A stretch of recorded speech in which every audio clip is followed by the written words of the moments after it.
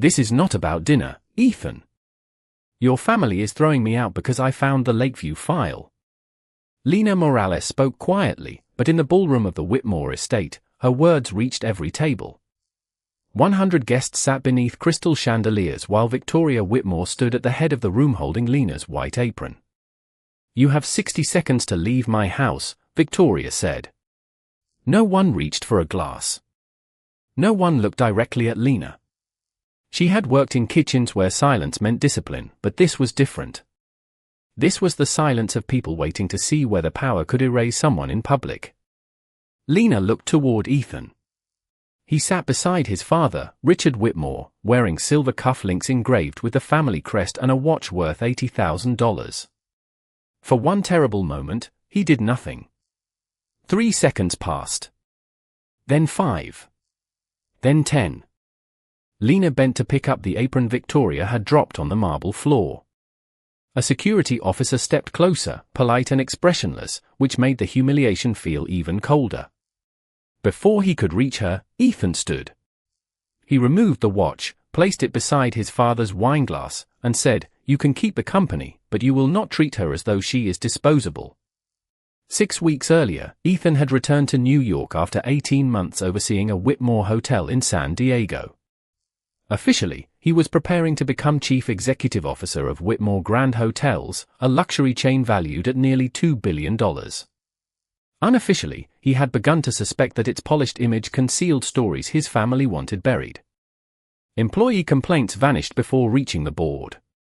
Maintenance reports changed after regional executives reviewed them. Managers who raised concerns were transferred hundreds of miles away. Ethan asked questions, and Richard answered with forecasts, legal language, and reminders about loyalty. So Ethan began visiting company properties without an assistant or a driver. He spoke with housekeepers, front desk clerks, banquet servers, and kitchen workers who had never entered a boardroom. Most were careful. Some were afraid. Lena was neither. Before becoming the Whitmore's private cook, she had worked in hotel kitchens across Manhattan and Connecticut. She knew which properties had damaged equipment, which supervisors punished workers for reporting problems, and which complaints disappeared after reaching headquarters. The first time Ethan asked what employees thought of his family, Lena met his eyes and said, "They think the Whitmores notice people only when something goes wrong." He should have been offended. Instead, he asked her to explain. Their conversations became the only honest part of his day. They spoke in the estate kitchen after midnight while copper pans cooled and the rest of the house slept. Lena never asked for favors, and she never pretended his last name did not matter. She told him about 12-hour shifts without reliable overtime, a dishwasher who spent weeks asking for a damaged floor to be repaired, and an engineer whose family never received a clear explanation after an incident at the Lakeview Hotel 3 years earlier. She did not tell Ethan that the engineer had been her father. She only asked him to locate the archived safety reports. Ethan promised that he would. On the night of the anniversary dinner, Lena served a menu inspired by every city where the company owned a flagship hotel. Beside each plate, she placed a card naming the kitchen team behind the dish. Victoria ordered the cards removed. Lena refused. Richard called it insubordination. Then Victoria accused her of using Ethan to gain access to confidential information. That was when Lena understood that they knew about the questions. They did not know how much she had learned, but they knew enough to be afraid. Now, with the ballroom watching, Ethan stepped away from the table. Richard's voice hardened. "Sit down. This is not the place." Ethan looked at the investors, executives, and family friends who had rewarded his parents for never showing weakness. "That is exactly why it has to happen here," he said. Victoria held out Lena's apron as though returning something shameful. Ethan took it and handed it to Lena with both hands. "I am sorry," he said. Not for the scene. Not for his mother. He was apologizing for the 10 seconds he had waited. Lena searched his face for signs that this was another performance by a wealthy man who had never lived with the consequences of his convictions. "If you walk out that door," Richard said, "do not expect to return tomorrow." Ethan placed the company phone and the keys to the Porsche beside the watch. "Then I will not return," he said. Lena turned toward the front hall. Ethan followed. Outside, cold rain swept across the circular drive, and the nearest public road was almost half a mile away. Lena tightened her coat and kept walking. "You just gave up your entire life," she said. Ethan looked back at the mansion glowing behind them. "No," he answered. "I think I just discovered that it was never mine." From an upstairs window, Margaret Doyle, the Whitmore's longtime house manager, watched them disappear into the rain. Then she opened a prepaid phone and typed one sentence to a number she had never used before. He chose her. "Send the Lakeview records." By the time Lena and Ethan reached the public road, the rain had soaked through his tailored suit, his dress shoes were ruined, and every privilege he had taken for granted was already beginning to disappear. He tried to request a car from the company phone, but the screen displayed an access denied message before shutting down.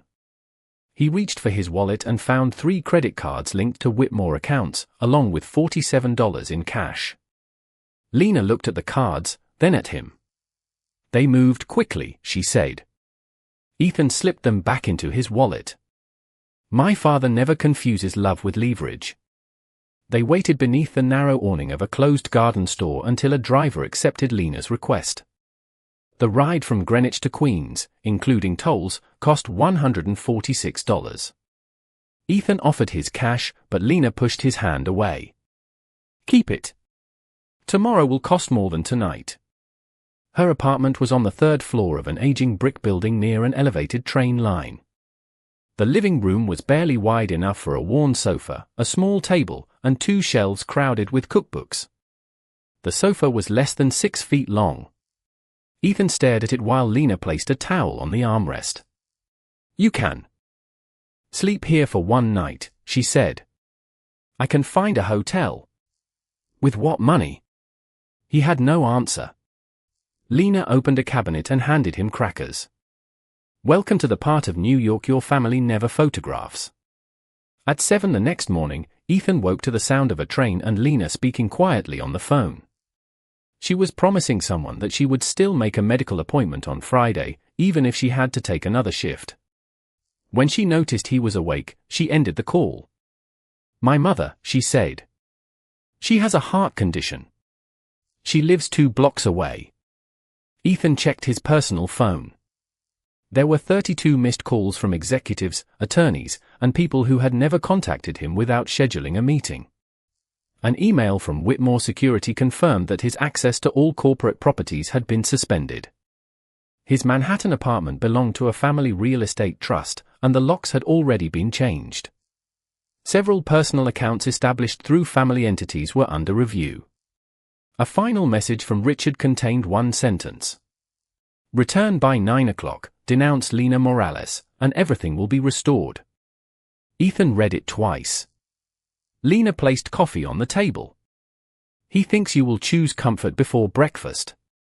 Ethan turned the phone face down. "He knows that I usually do." "Then prove him wrong after the anger wears off."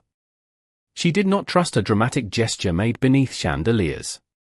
She wanted to know what he would do under fluorescent lights, with no audience, after the consequences became ordinary. By noon, Ethan had $940 available in an account his parents had never managed. It was more than many people had, but to him it felt like standing at the edge of an unfamiliar map. Lena wrote for categories on a sheet of paper: rent, food, transportation, and emergency savings. $40 a day, she said. That is your limit until you begin earning. Ethan looked at the total. I spent more than that on lunch last Tuesday. Then last Tuesday was not an education. She allowed him to stay for 1 week if he paid $150 toward rent and groceries. Ethan agreed. That afternoon, he took the subway into Manhattan, boarded the wrong train, and arrived almost an hour late for a meeting with a former colleague who had once called him a friend. The man listened politely, then explained that hiring Richard Whitmore's estranged son would be interpreted as an act of war. 2 other calls ended the same way. By the third day, Ethan stopped calling executives and began visiting independent hotels. At a modest property near LaGuardia Airport, a general manager named Denise Carter studied his resume. "Have you ever worked a front desk without an assistant?" she asked. "No." "Have you covered an overnight shift?" "No." "Have you handled a room complaint yourself?" Ethan paused. "No." Denise folded the paper. "Then your last name is the least useful thing about you." She offered him a 3-night trial as an overnight desk clerk at $22 an hour, subject to a background check. "Wear comfortable shoes," she said. "No one here cares what your watch used to cost." The work humbled him faster than losing the apartment. Guests blamed him for delayed flights, noisy rooms, parking fees, and weather he could not control. He learned to replace key cards, correct reservations, carry luggage, and listen without promising what he could not deliver. During breaks, employees told him stories about Whitmore properties. A housekeeper described reporting damaged equipment 3 times before anyone responded. A maintenance worker said corporate managers treated safety expenses as personal insults. Ethan wrote down every detail. At home, Lena taught him how to buy 2 meals for less than $20. He burned rice, confused baking soda with baking powder, and paid almost $9 for a small container of berries because he had not checked the price. Lena laughed for the first time since the dinner. It lasted only a moment, but Ethan carried the sound through his next shift. On the 7th morning, he returned to the apartment and found a tamper-evident envelope pushed beneath the door. There was no return address. Inside were copies of maintenance reports from the Lakeview Hotel and a photograph of an engineer standing beside an inspection panel. Ethan recognized the last name before he recognized the face. Morales. He looked toward Lena, who had gone completely still. "Who is this?" he asked. Lena took the photograph with both hands. "My father." Ethan read the date at the bottom of the report. It matched the week an incident had been reduced to a confidential settlement and removed from the company archive. "You knew," he said. Lena held the photograph against her chest. "I knew the official story was false." "Is that why you took the job at my family's house?" She did not look away. "I did not enter that kitchen to fall in love with you, Ethan. I entered it to learn why my father never came home." For several seconds, Ethan heard nothing but the train beyond the apartment windows and the ticking kitchen clock. "You used me," he said. Lena lowered the photograph, but she did not deny it. "At first, yes." The honesty hurt more than an excuse. Ethan looked at the maintenance report spread across the table. He had spent the past week believing that Lena was the first person who had ever seen him without the Whitmore name. Now he wondered whether she had only seen a path into the company archive. Every conversation in that kitchen, every question about the hotels, was that part of your plan? The plan was to work in the house for 6 months, learn who controlled the Lakeview records, and leave before anyone noticed me, Lena said. "I did not plan to argue with you. I did not plan to respect you. I did not plan to care what happened when your family forced you to choose." Ethan wanted to believe her, but belief had become expensive. "You should have told me. You were preparing to lead the company that buried my father's name. I was trying to help. You were trying to repair the system while keeping the chair at the top of it." The words reached a place he had avoided examining. He had walked out of the estate, surrendered the car, and taken an overnight job, but part of him still imagined returning as the good Whitmore who would correct the decisions of the bad ones. He had never asked whether the empire itself deserved to survive. "You think everything I did was a performance," he said. "I think you wanted to be different before you understood what being different would cost. I lost my home, my job, and my family. You lost access to them for 7 days. My mother lost her husband forever." Ethan looked again at the photograph. Daniel Morales stood in a work shirt beside an inspection panel, holding a clipboard and smiling as though the future had given him no warning. "What happened?" Ethan asked. Lena sat at the table.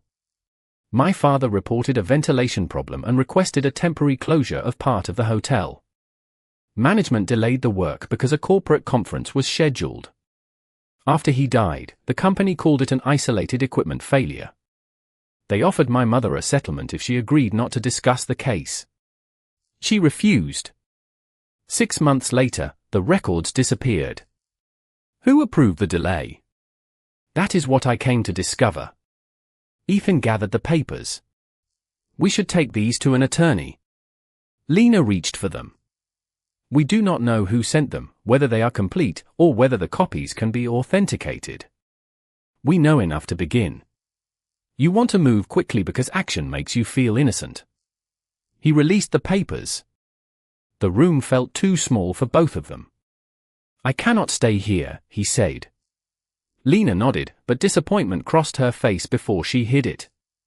Ethan packed his few belongings into the garment bag he had carried from the estate and left $150 on the table. At the door, he looked back, hoping she would give him one reason to remain. She held her father's photograph and said nothing. For 2 nights, Ethan slept in a small employee room at the airport hotel and covered extra shifts. Between guest calls, he studied the Lakeview reports.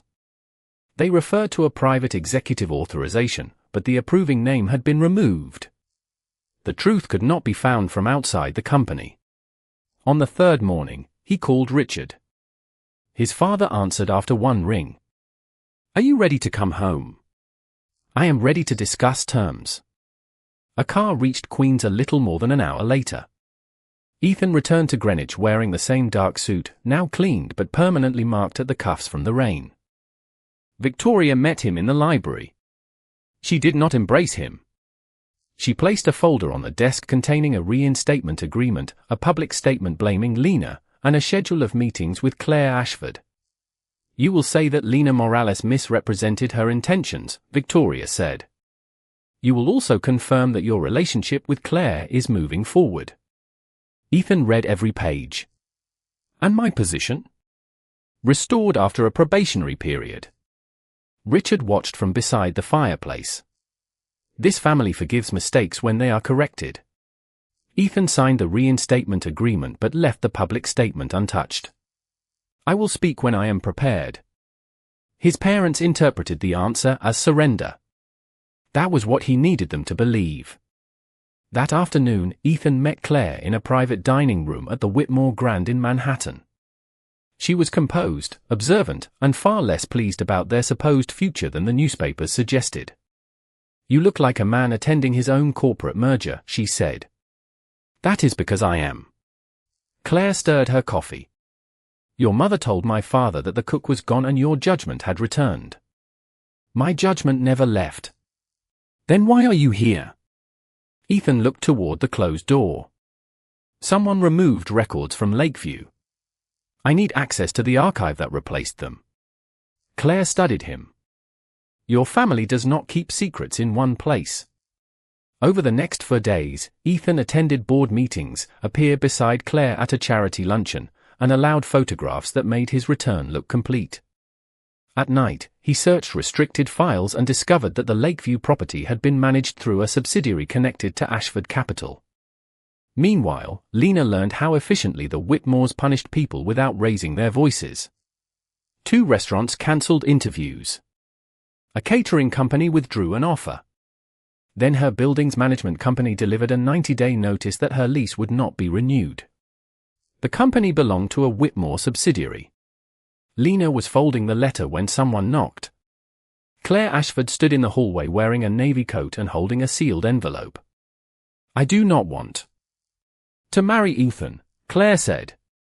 But I know who signed the order that buried the truth about your father. Claire stepped inside Lena's apartment and waited until the door was locked before placing the sealed envelope on the kitchen table. My father believes a marriage between Ethan and me will give Ashford Capital enough voting power to control the Whitmore board, she said. Your father's case is connected to the same arrangement. Lena did not touch the envelope. Why should I trust you? Claire looked at the eviction notice, the cookbooks, and the photograph of Daniel Morales beside the Lakeview inspection panel. You should not. Trust the documents. Inside was a copy of an executive authorization approving the delay of repairs at Lakeview. Richard Whitmore's name appeared on the distribution list, but the signature at the bottom belonged to Victoria Whitmore. Lena read it twice. Victoria had not merely helped conceal the decision afterward. She had approved the choice that placed a profitable conference above Daniel's warning. "Where did this come from?" Lena asked. "My father's private files. Ashford Capital financed the Lakeview renovation.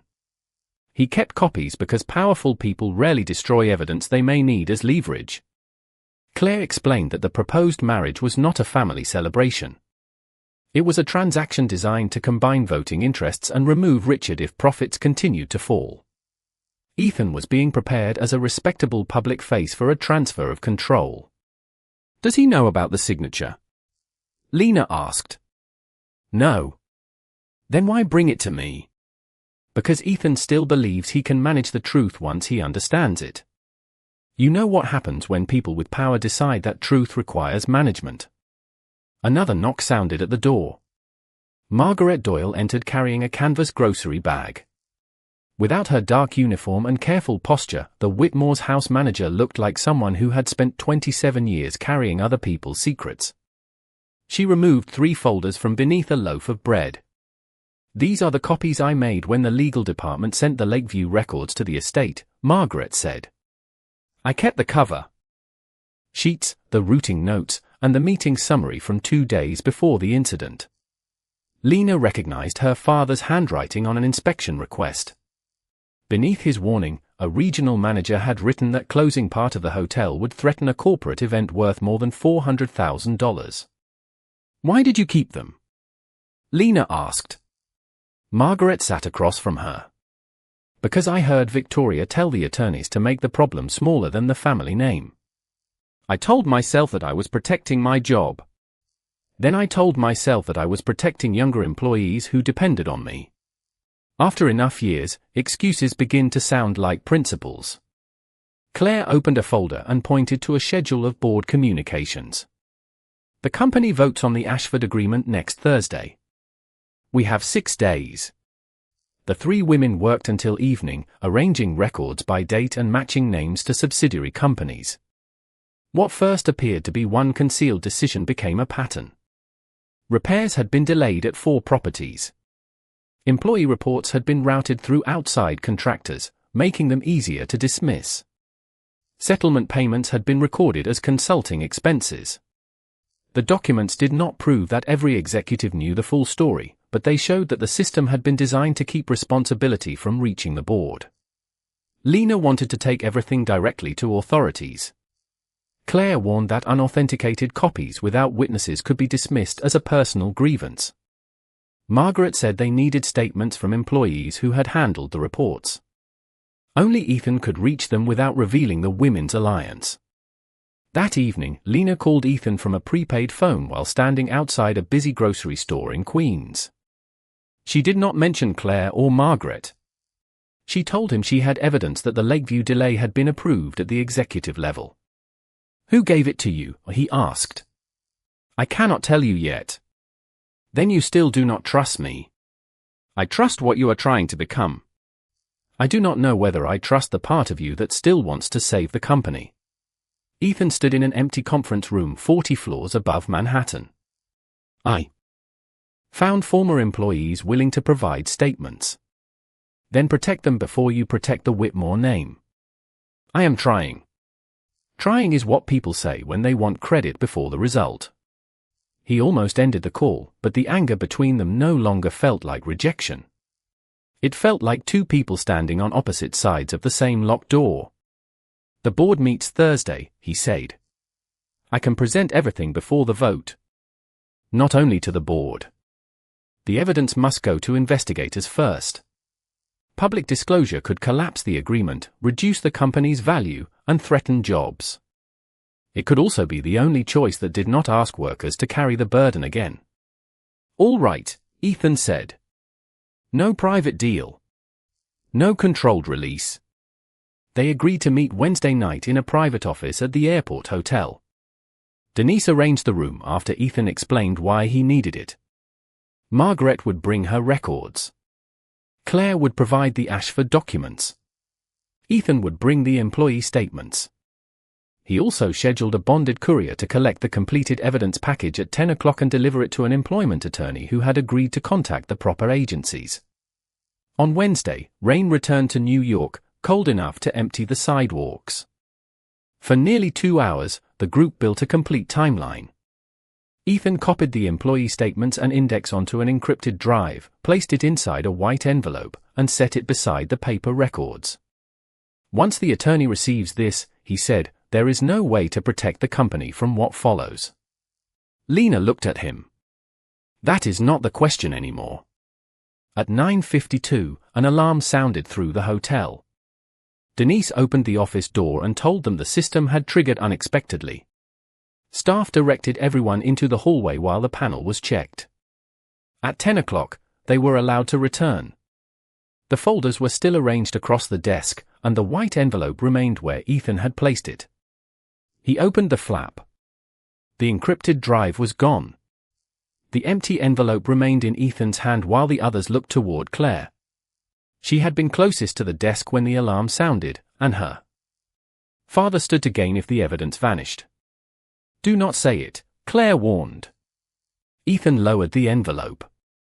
Then tell me why you stepped away from us in the hallway. Claire checked her phone.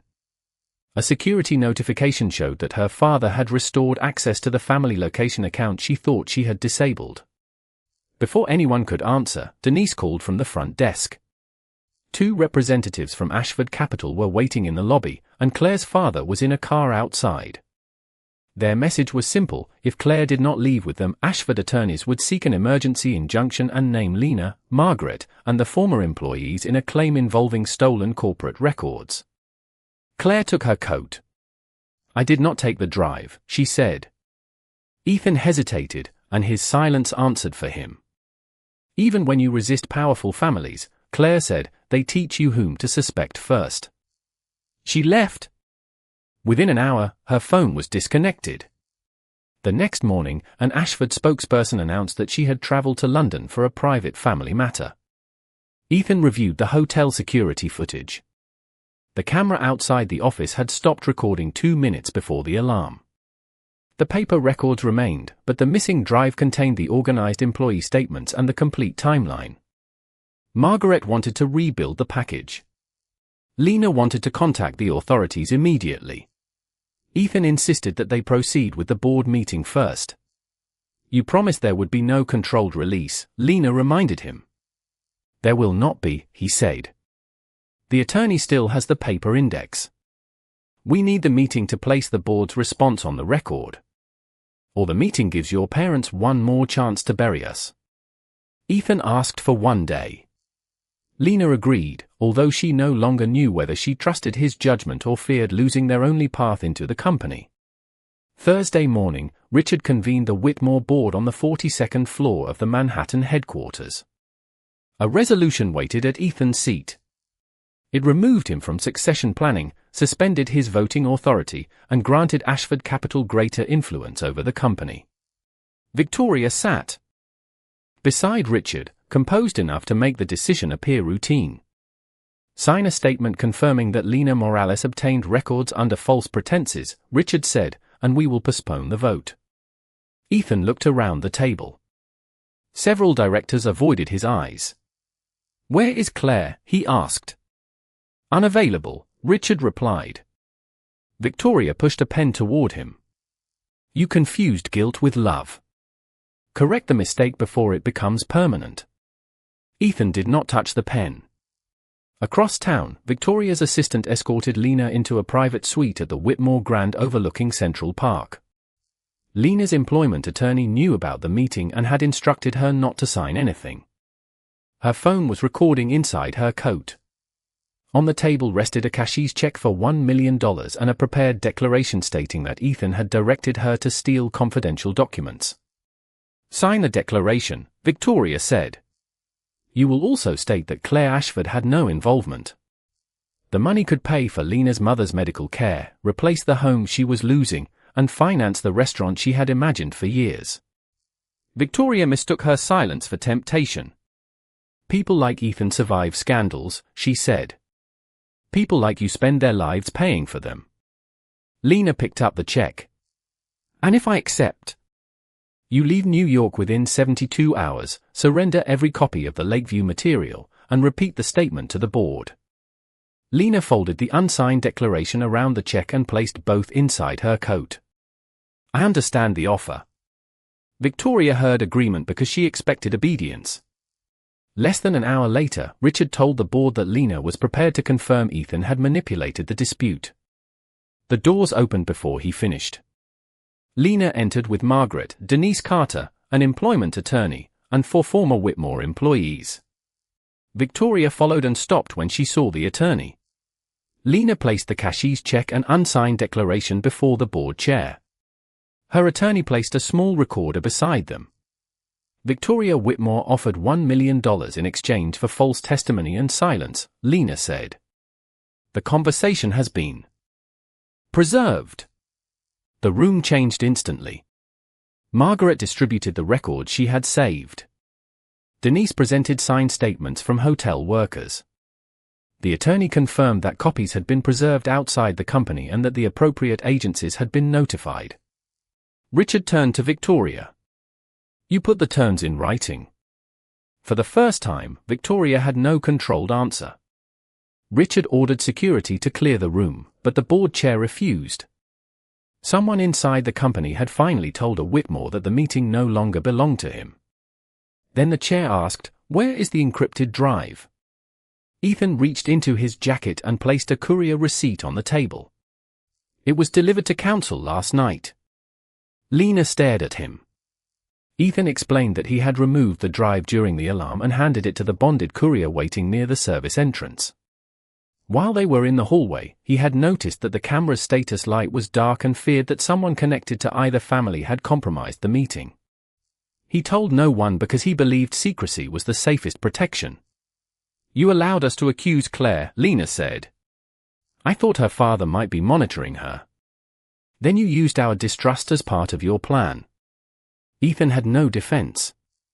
His decision had protected the evidence, but it had also exposed the part of him trained to manage people without their consent. Richard stood. You have destroyed your inheritance.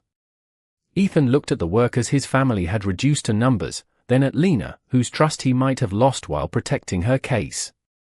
No, he said.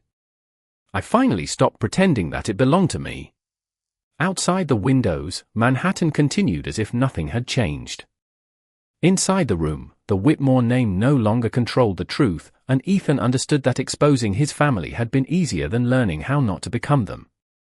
6 months after the board meeting, the Whitmore name still appeared on hotel signs across the country, but it no longer controlled the story being told inside them.